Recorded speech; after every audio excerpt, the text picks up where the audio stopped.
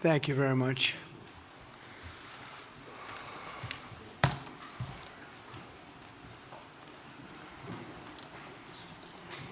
That's a lot of press. Congratulations. You bring them out. You really bring them out. Today, I'm delighted to welcome Israeli Prime Minister Benjamin Netanyahu back to the White House. It's a wonderful feeling and a wonderful event. We had fantastic talks. And thank you very much with your staff. He's the first foreign head of state to visit during our administration. And Bibi, I want to say it's an honor to have you with us. Over the past 4 years, the U.S. and the Israeli alliance has been tested more than any time in history. But the bonds of friendship and affection between the American and Israeli people have endured for generations, and they are absolutely unbreakable. They are unbreakable. I'm confident that under our leadership, the cherished alliance between our two countries will soon be stronger than ever. We had a great relationship. We had great victories together 4 years ago. Not so many victories over the past 4 years, however. In my first term, Prime Minister and I forged a tremendously successful partnership that brought peace and stability to the Middle East like it hadn't seen in decades. Together, we defeated ISIS. We ended the disastrous Iran nuclear deal, one of the worst deals ever made, by the way, and imposed the toughest ever sanctions on the Iranian regime. We starved Hamas and Iran's other terrorist proxies, and we starved them like they had never seen before. Resources and support disappeared for them. I recognized Israel's capital, opened the American embassy in Jerusalem, and got it built, by the way. Built it too, just not only designated it, but got it built at a price that nobody's seen for 40 years. We got it built, it's beautiful, all Jerusalem stone, right from nearby, and it's something that's very special. And recognized Israeli sovereignty over the Golan Heights, something that they talked about for 70 years, and they weren't able to get it, and I got it.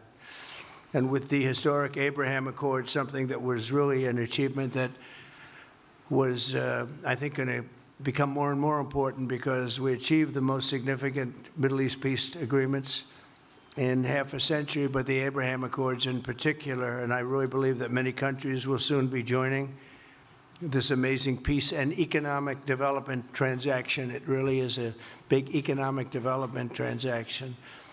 I think we're going to have a lot of people signing up very quickly. Unfortunately, for 4 years, nobody signed up. Nobody did anything for 4 years except in the negative.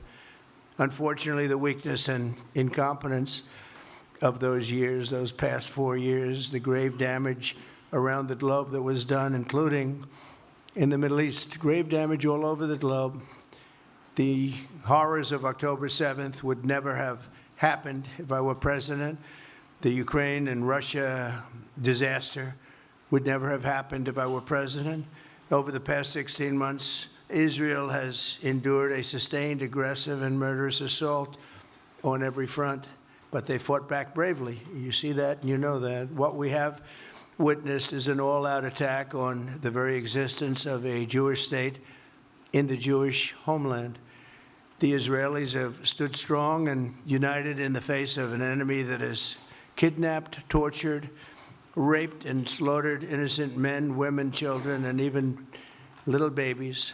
I want to salute the Israeli people for meeting this trial with courage and determination and unflinching resolve. They have been strong. In our meetings today, the Prime Minister and I focused on the future, discussing how we can work together to ensure Hamas is eliminated and ultimately restore peace to a very troubled region. It's been troubled, but what's happened in the last 4 years has not been good. I want to thank Prime Minister Netanyahu for working closely with my transition team, the special envoy, Steve Witkoff, who's here somewhere. Steve? Stand up, Steve, please. What a job you've done. What a good job you've done. Proud of you. Done a fantastic job. National Security Advisor Mike Waltz. Thank you, Mike, for working so well with us. Thank you. We have In addition, Marco Rubio, who is on the phone right now, listening to every single word that we say, and he's going to be great. And Pete, congratulations. And Scott, congratulations. I see you're here. And Caroline's been doing a great job. She's really probably talked about more than anybody here. She's done a fantastic job, and thank you very much, Caroline. We're proud of you. But we'll only be satisfied when all of these problems are solved, and we have the team to solve them, and that's going to happen. And it's going to happen, I think, very quickly. I also strongly believe that the Gaza Strip, which has been a symbol of death and destruction for so many decades, and so bad for the people anywhere near it, and especially those who live there, and frankly, who's been really very unlucky. It's been very unlucky. It's been an unlucky place for a long time.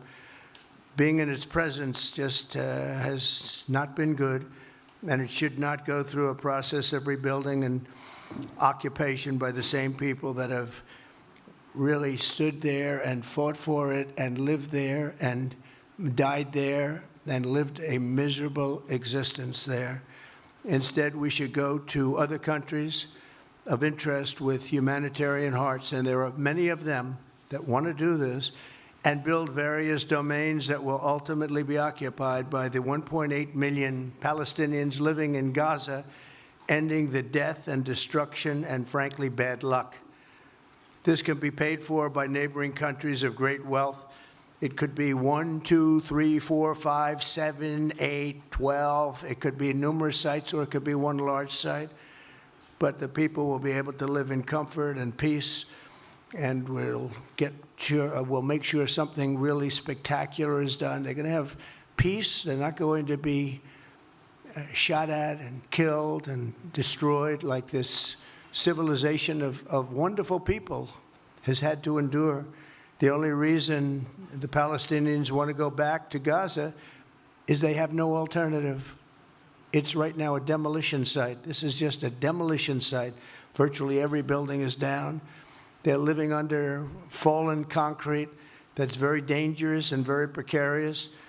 They instead can occupy all of a beautiful area with homes and safety, and they can live out their lives in peace and harmony instead of having to go back and do it again.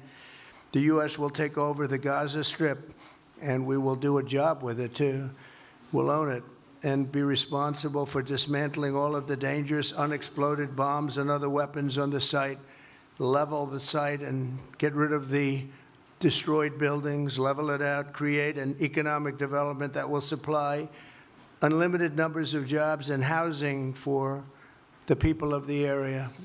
Do a real job, do something different. Just can't go back. If you go back, it's going to end up the same way it has for 100 years. I'm hopeful that this ceasefire could be the beginning of a larger and more enduring peace that will end the bloodshed and killing once and for all. With the same goal in mind, my administration has been moving quickly to restore trust in the alliance and rebuild American strength throughout the region. And we've really done that. We're a respected nation again. A lot's happened in the last couple of weeks. We are actually a very respected nation again. I ended the last administration's de facto arms embargo on over $1 billion in military assistance for Israel. And I'm also pleased to announce that this afternoon, the United States withdrew from the anti-Semitic UN Human Rights Council and ended all of the support for the UN Relief and Works Agency, which funneled money to Hamas and which was very disloyal to humanity. Today, I also took action to restore a maximum pressure policy on the Iranian regime, and we will once again enforce the most aggressive possible sanctions, drive Iranian oil exports to zero, and diminish the regime's capacity to fund terror throughout the region and throughout the world. We had no threat when I left office.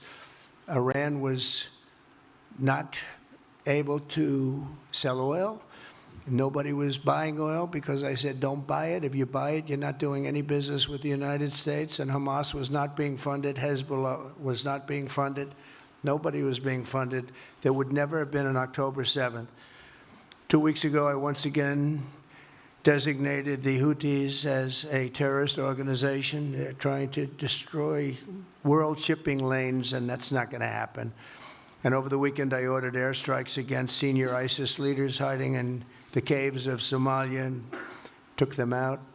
Here in America, we've begun the process of deporting foreign terrorists, jihadists, and Hamas sympathizers from our soil, just as we have people that are extremely evil, and we're sending them out of our country. They came from jails. They came from mental institutions and insane asylums, and they were dumped into our country. They're gang members. We're getting them out at numbers that nobody can actually believe. And every single country is taking those people back. They said they would never take them back, and they're all taking them back, and they're taking them back very gladly. And I recently signed an executive order combating the vile wave of anti-Semitism that we've seen in the aftermath of the October 7th attacks. Together, America and Israel will renew the optimism that shined so brightly just 4 years ago. It was really a bright, beautiful light. We will restore calm and stability to the region and expand prosperity, opportunity, and hope to our nations and for all people of the Middle East, including the Arab and Muslim nations. Very important. We want the Arab and Muslim nations to have peace and have tranquility and have great lives.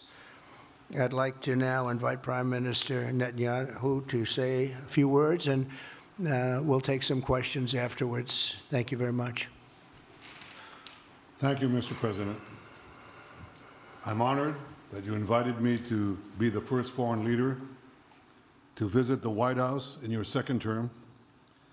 This is a testament to your friendship and support for the Jewish state and the Jewish people. I've said this before, I'll say it again.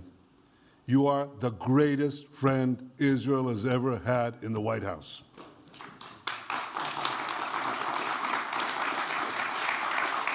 And that's why the people of Israel have such enormous respect for you. In your first term, you recognized Jerusalem as Israel's capital. You moved the American embassy there. You recognized Israel's sovereignty over the Golan Heights. You withdrew from the disastrous Iran nuclear deal. I remember we spoke about it. You said, this is the worst deal I've ever seen.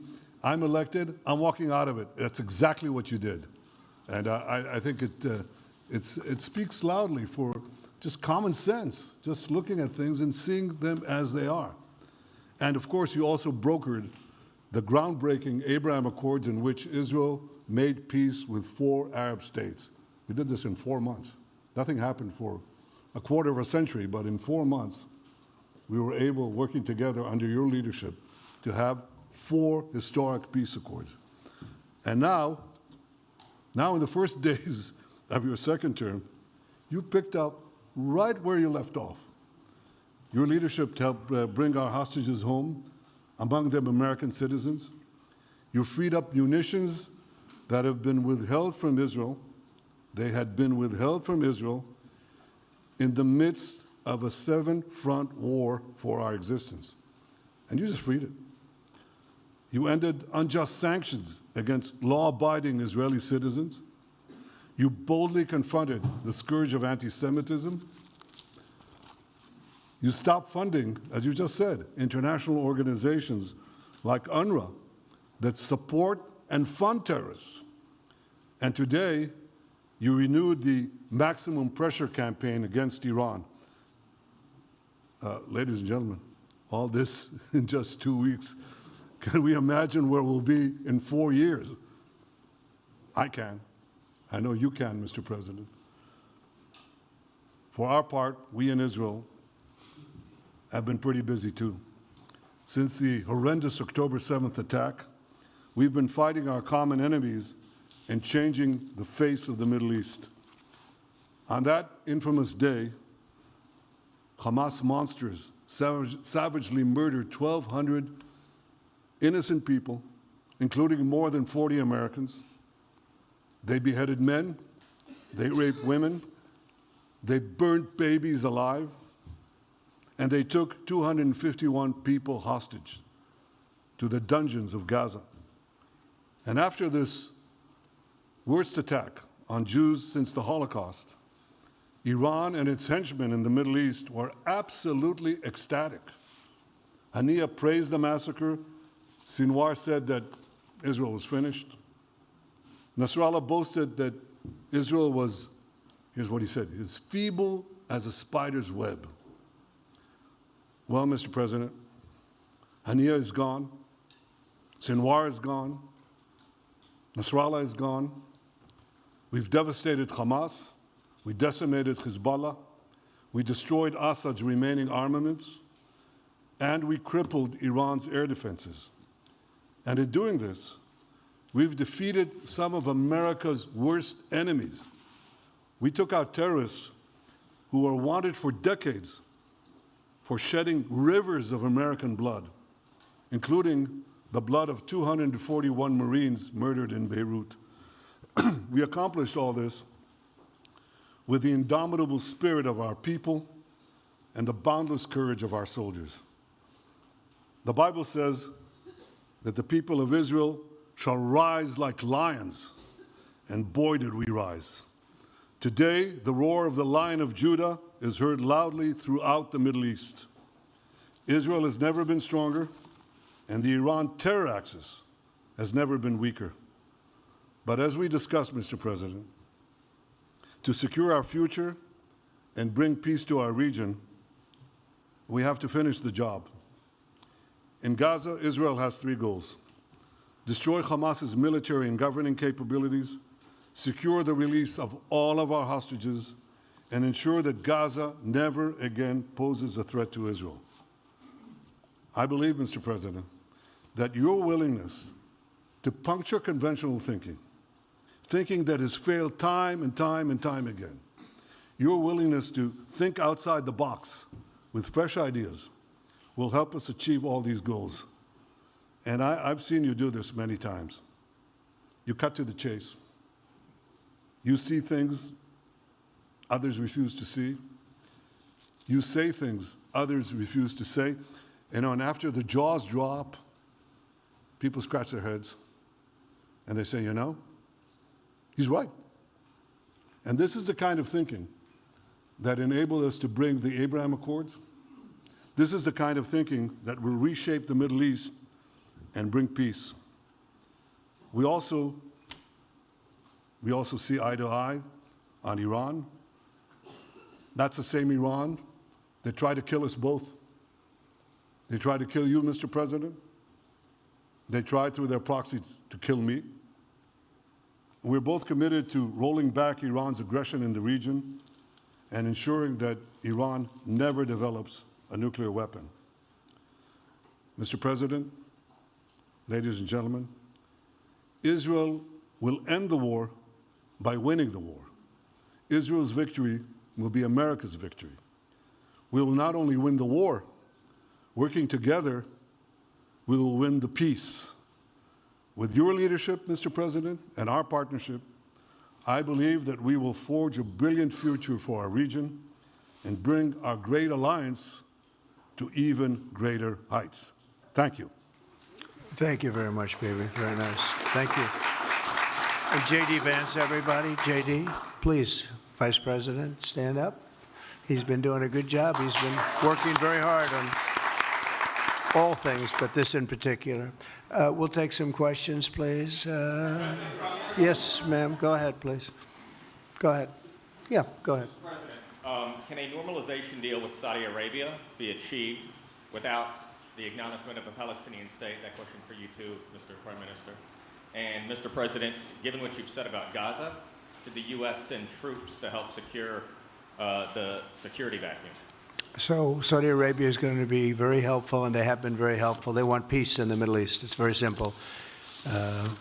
We know their leader and their leaders very well. They're wonderful people, and they want peace in the Middle East. As far as Gaza is concerned, we'll do what is necessary. If it's necessary, we'll do that. We're going to take over that peace, and we're going to develop it, create thousands and thousands of jobs, and it'll be something that the entire Middle East can be very proud of.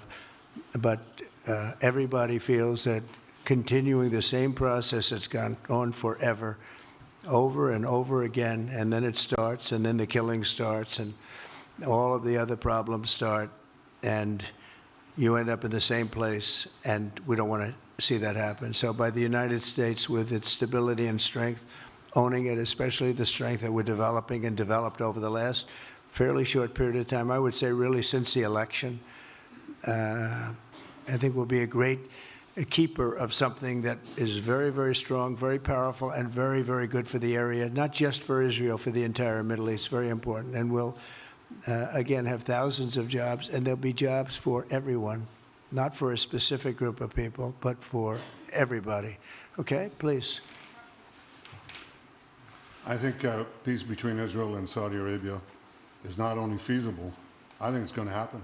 I think if we had another half a year in your first term, it would have already happened. True. Many, many more, I agree, many more nations. I think you can't prejudge and pre-guess how we'll achieve it, but I'm committed to achieving it. And I know the president is committed to achieving it, and I think the Saudi leadership is interested to achieve it. So we'll give it a good shot, and I think we'll succeed. Yeah, please, go ahead. First of all, President Trump, did you hear from Prime Minister Netanyahu at your meeting guarantees that a ceasefire will hold, including phase 2? And Prime Minister Netanyahu heard with you. Why are you refusing to set up a national commission to investigate failures of the process? Well, I can't tell you whether or not the ceasefire will hold. We've done, I think, a very masterful job. We weren't helped very much by the Biden administration, I can tell you that. But we've gotten quite a few hostages out. We're going to get more out. But we're dealing with very complex people. And we are going to see whether or not it holds. We certainly want to have more come out. They've come out damaged in many ways, very damaged people. But they're going to get better, and they're going to be strong, and they're going to have a good life. And we hope to get as many as possible out. Whether or not it holds, I don't know. We hope it holds. We hope it holds. I think that at the appropriate time, which I think will enable us to really investigate what happens, what were the causes of the failures, by an independent commission that will be accepted by the majority of the people. We don't want it accepted by one half of the people and not the other. I think we should have it, and we should find out exactly what happened. I'm insisting on it. And believe me, it'll surprise a lot of people when it happens. Kelly, go ahead, please. Mr. President, you are outlining something that is really quite striking tonight. You are talking about... Okay. Thank you, Mr. President, Mr. Prime Minister. You are talking tonight about the United States taking over a sovereign territory. What authority would allow you to do that? Are you talking about a permanent occupation there, redevelopment? And Mr. Prime Minister, do you see this idea as a way to expand the boundaries of Israel and to have a longer peace, even though the Israeli people know how important that land is to you and your citizens, just as the space is inherited by the Palestinians as well? I do see a long-term ownership position, and I see it bringing great stability to that part of the Middle East and maybe the entire Middle East. And everybody I've spoken to, this was not a decision made lightly. Everybody I've spoken to loves the idea of the United States owning that piece of land, developing and creating thousands of jobs with something that will be magnificent in a really magnificent area that nobody would know. Nobody can look because all they see is death and destruction and rubble and demolished buildings falling all over. It's just a terrible sight. I've studied it. I've studied this very closely over a lot of months, and I've seen it from every different angle. And it's a very, very dangerous place to be, and it's only going to get worse. And I think this is an idea that's gotten tremendous, and I'm talking about from the highest level of leadership, gotten tremendous praise. And if the United States can help to bring stability and peace in the Middle East, we'll do that. Bibi? I mentioned again tonight our 3 goals. And the third goal is to make sure that Gaza never poses a threat to Israel again. President Trump is taking it to a much higher level. He sees a different future for that piece of land that has been the focus of so much terrorism so many attacks against us, so many trials and so many tribulations. He has a different idea. And I think it's worth paying attention to this. We're talking about it. He's exploring it with his people, with his staff. I think it's something that could change history. And it's worthwhile really pursuing this avenue. Yeah, please, go ahead. Go ahead. Right. President, question for you. Can you hear me? Yeah. So before rebuilding Gaza again, obviously we take all the hostages, and one of them is Gazan, an American soldier who is alive. How will you be sure that you will take out all the hostages and then rebuild? We're working very hard to get all the hostages. The word is all, and we are working very hard. So far, it's been moving along fairly rapidly, pretty much on schedule. I'd love to have them all out at one time, but we're taking them out, and tomorrow more are being released, and over the days more, and then we'll go into a phase 2. But we'd like to get all of the hostages, and if we don't, it will just make us somewhat more violent. I will tell you that, because they would have broken their word. Mr. Witkoff and his entire group have been working 24 hours around the clock, and they want them out, and promises have been made to them, and we'll see whether or not those promises will be kept. But we want all the hostages, that's right. How much time do you think it will take? A month? Do you support, Mr. President, do you support Israeli sovereignty in Judea and Samaria, areas which many believe is the biblical homeland of the Jewish people? Well, we're discussing that with many of your representatives. You're represented very well, and people do like the idea, but we haven't taken a position on it yet. But we'll be making an announcement probably on that very specific topic over the next 4 weeks. Go ahead, please. Please. Thank you so much, Mr. President. So you just said that you think all the Palestinians should be relocated to other countries. Does that mean that you do not support a two-state solution? It doesn't mean anything about a two-state or one state or any other state. It means that we want to give people a chance at life. They have never had a chance at life because the Gaza Strip has been a hellhole for people living there. It's been horrible. Hamas has made it so bad, so dangerous, so unfair to people. And by doing what I'm recommending that we do, it's a very strong recommendation, but it is a strong recommendation. By doing that, we think we're going to bring perhaps great peace to long beyond this area. And I have to stress, this is not for Israel. This is for everybody in the Middle East, Arabs, Muslims. This is for everybody. This would be where they can partake in terms of jobs and living and all of the other benefits. And I think it's very important. It just doesn't work the other way. You know, you can't keep trying. They just has been going along for so many decades, you can't even count. You just can't keep doing. You have to learn from history. You can't keep doing the same mistake over and over again. Gaza is a hellhole right now. It was before the bombing started, frankly. And we're going to give people a chance to live in a beautiful community that's safe and secure. And I think you're going to see a tremendous outflowing of support. I can tell you, I spoke to other leaders of countries in the Middle East, and they love the idea. They say it would really bring stability, and what we need is stability. Yes, sir, please. Go ahead. Thank you. Are you still committed to imposing sanctions on the ICC, despite the move being stalled in the Senate? And please, a question for the Prime Minister as well. The President has been very clear about his desire to achieve a deal with Saudi Arabia. How do you settle this if Israel is required to renew the war against Hamas in the future? Go ahead, Bibi. I think everybody understands that just as the President fought and defeated al-Qaeda and ISIS, that we can't leave Hamas there because Hamas will continue the battle to destroy Israel. They'll do, you know, when in this temporary ceasefire, one of their leaders comes out, you know what he says? We're going to do October 7th again, except we'll do it bigger. So obviously, you can't talk about peace neither with Hamas or in the Middle East, if this toxic, murderous organization is left standing. Any more that you could make peace in Europe after World War II if the Nazi regime was left standing and the Nazi army was left standing. You want a different future? You got to knock out the people who want to destroy you and destroy peace. That's what we're going to do.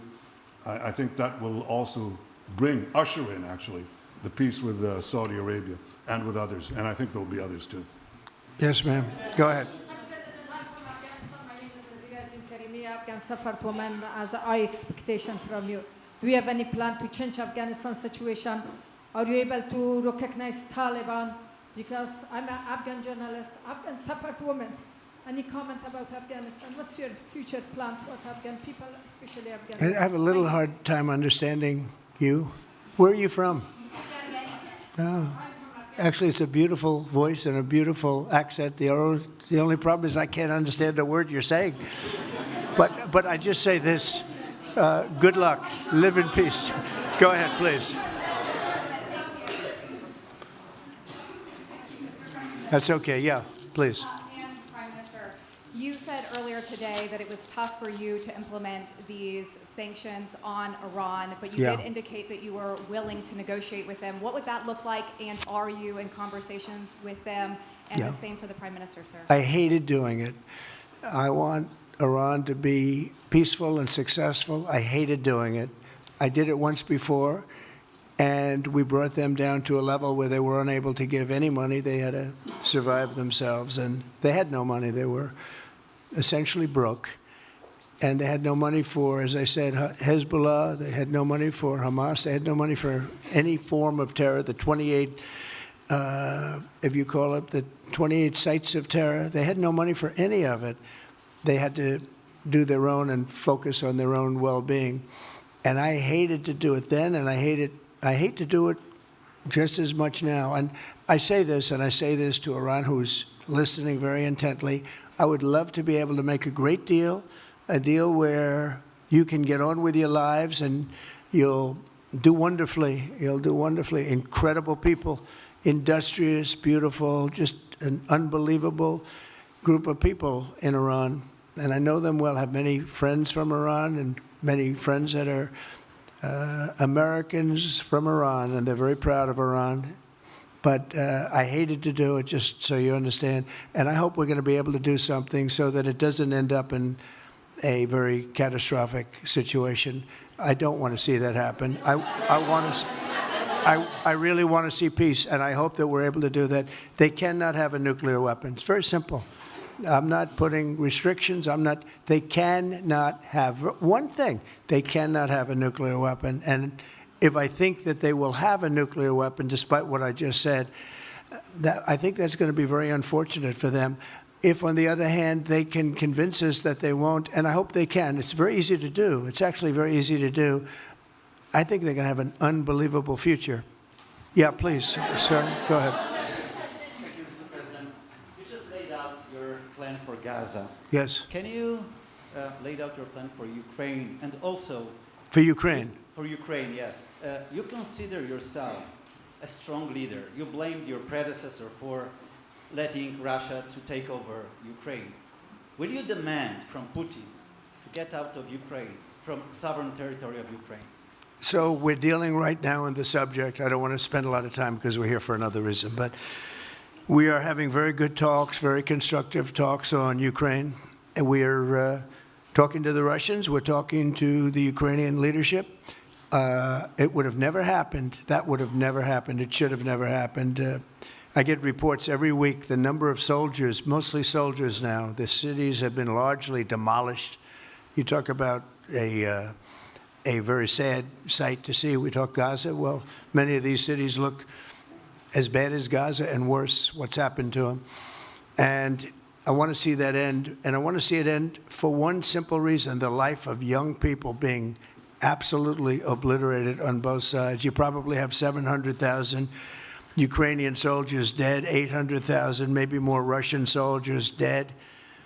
It's very flat land, and the only thing that's going to stop a bullet is a human body, in this case, usually soldiers.